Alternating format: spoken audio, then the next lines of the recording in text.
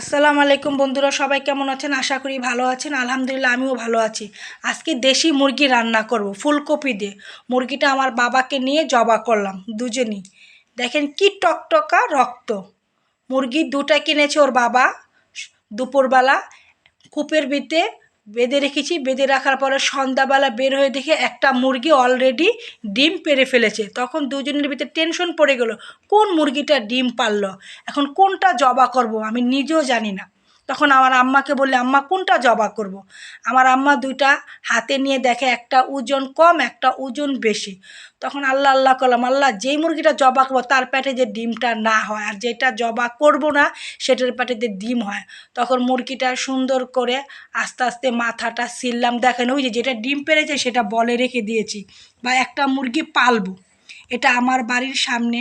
তখন দোয়া করে করে কাটতিস, আল্লাহ এটার ভিতরে যে ডিমটা যে না হয়, এই দোয়া করতেছি। দেখেন দেশি মুরগির রান দেখতে অনেক সুন্দর লাগে।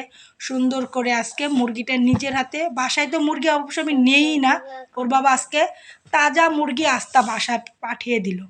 এখন শুধু ওই দোয়াটাই করছে, আল্লাহ ওর পেটে যে ডিমটা না হয়, এলে আমার কষ্ট লাগবে। সুন্দর করে কাটতেছি। কাটার পরে এখন মেয়েকে বলতেছে, মা দোয়া কর যেরকম ডিম না হয়। সত্যি টান দিয়ে দেখি আলহামদুলিল্লাহ ওর পেটে ডিম হয় না, যেটা রেখে দিয়েছি তার পেটে ডিম। খুশিতে টাস করে আমি মুরগিটা বলে ফেলে কখন আল্লাহর কাছে শুক্রিয়া আদায় করলাম যে আল্লাহ আমি খুশি হলাম যে ওই মুরগিটার পেটে ডিম নেই। এখন সুন্দর করে মুরগিটা কাটতেছি। আসল কথা কি, মুরগি আমি নিজেও কাটতে পারি না, আমি বেশিরভাগই দোকান থেকে মুরগি ড্রেসিং করে পিস করে নিয়ে আসি, বা তার জন্য দোকানদারকে আমাকে এক্সট্রা টাকা দিতে হয়। দেখেন মুরগিটার উপরে কি সুন্দর তেল। মুরগি কাটাটা যতটা কঠিন, বাসাটা তার চেয়ে বেশি কঠিন। মুরগিটা আজকে ফুলকপি নিয়ে আসছি, সেই ফুলকপি দিয়ে রান্না করব। দেশি মুরগি, এই দেখেন কোনো ডিম হয়নি, অনেক খুশি লাগলো। তারপর আস্তে আস্তে মুরগিটা সুন্দর করে পিস করতেছি। দেশি মুরগি দেখতেও এতটা সুন্দর। তারপর সুন্দর করে দেখেন বাছে সুন্দর করে ধুলাম, তারপরে তেজপাতা এলাচ, তারপর আজকে সব কিছু বাসায় ব্লান্ডার করে ফেললাম, আদা রসুন দিয়ে ব্লান্ডার করে। এই আমি পাতিলার ভিতরে তেল দিয়ে দিলাম, তেল গরম হচ্ছে। গরম হওয়ার পরে সাথে সাথে তার এই দেখেন ফুলকপি আলু সুন্দর করে কাটলাম, তেজপাতা এলাচ দিয়ে দিলাম, এটার গ্রানটা আমার খুব ভাল লাগে। তারপরে যা যা পেস্ট করেছি তা সব ঢেলে দিলাম। পেস্টটা দেখেন কত সুন্দর হয়েছে। আজকে আমার ফ্রিজতেই বাই করিনি, সব কিছু মানে দেশি মুরগির জন্য সব কিছু আমি তাজা তাজা করেছি। এখন সুন্দর করে পেঁয়াজটা ভালো করে যা কিছু আছে আমি গরম তেলে কষাচ্ছি। দেখেন কি সুন্দর কালারটা। তার সাথে ধনিয়া গুঁড়া এলাচের গুঁড়া যা আমি তো দিলাম। দিয়ে পরে এখন হলুদের গুঁড়া আর মরিচের গুঁড়ো তার সঙ্গে দিয়ে দিব। দিয়ে দেওয়ার পর আর সুন্দর করে জিনিসটা আমি আরও সুন্দর করে কষাবো, যে যেরকম ঝাল খান। আমি চেষ্টা করি ঝাল কম খেতে, অথচ চেষ্টা হয় না, ঝাল দিয়েই ফেলি। এখন সুন্দর করে তার সাথে আমি কষাচ্ছি। দেখেন কালারটা এত সুন্দর, আমার পাতিলা মানে সাদার ভিতরে কালারটা অনেক সুন্দর লাগতেছে। আবার বলি, মুরগিটার ভিতরে ডিম হয়নি দেখে বন্ধুরা আমি অনেক খুশি হয়েছি। যখন ওই মুরগির আজকে সকালে আমার সামনে হাঁটলো, আমার খুব ভাল লাগলো।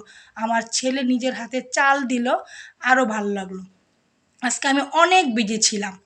বিজির মাঝখানে মেয়ের বেতন দিতে গেছে, কারেন্ট বিল দিতে গেলাম। আবার দেখেন কি সুন্দর করে জিনিসটা করে, দেখেন কালারটা আমার মনের মতন হয়ে আসতেছে। তার সাথে সাথে দেশি মুরগিটা দিয়ে দিলাম। দেখেন মাংসটা এত সুন্দর কালার, তারপর রানটার উপরে কি সুন্দর তেল। দেখেন গিলা, তারপরে লবণ দিয়ে দিলাম। যে যেভাবে রান্না করে সে সেভাবেই দেখাবে, আমি যেভাবে রান্না করি আপনাদের সেভাবেই দেখাচ্ছি। দেখেন কি সুন্দর করে তার সাথে আমি নেড়ে দিচ্ছি। নাড়া দেওয়ার পরে তারপরে আমি ওই পানিটাকে ধুয়ে আবার দিয়ে দিলাম। মানে আমি যেভাবে রান্না করি তা আপনাদের সাথে সেইভাবেই আমি শেয়ার করলাম। দেখেন কি সুন্দর করে নেড়ে দিয়েছি। নেড়ে দেওয়ার পরে এখন আমি ঢাকনা দিয়ে ঢেকে দিব। ঢেকে দেওয়ার পরে আজকে আমার বাড়িতে থাই গ্লাস আসছে, তা লাগালাম, দেখলাম। আবার ঢাকনাটা উঠে আবার নাড়া দিয়ে দিচ্ছি। দেখেন কালারটা কি সুন্দর আসছে।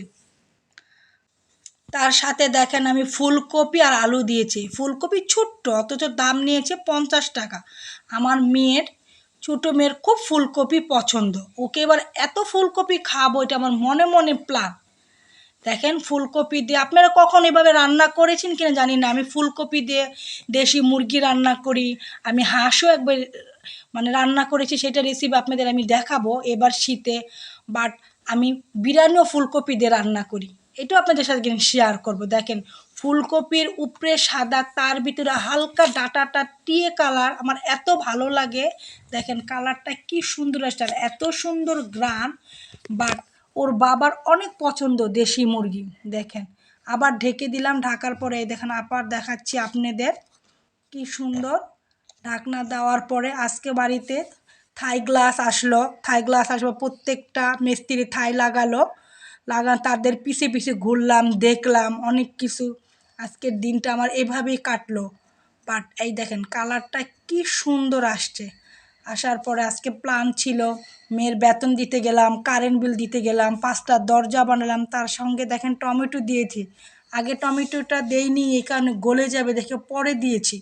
দেখেন কালারটা এত সুন্দর আসছে, ওই যে বললাম ঝাল খাবো না ভাবি, তারপরও ঝাল দিয়ে ফেলি। দেখেন ওই যে বললাম ডাটাটা টিয়া কালার এত সুন্দর, আমার খুব ভাল লাগে। তারপরে খুব সুন্দর একটা গ্রান আসছে। গ্রান আসার পরে এই দেখেন কলিজাটা, আমি কিন্তু রান্নার ভিতরেই কলিজা খেয়ে ফেলি, আমার দেশি কলিজা খেতে এত ভালো লাগে। ছেলেকে এত অনুরোধ করলাম, ছেলে খেলো না। Tata bye bye. আল্লাহ হাফেজ, ভালো থাকবেন, সুস্থ থাকবেন।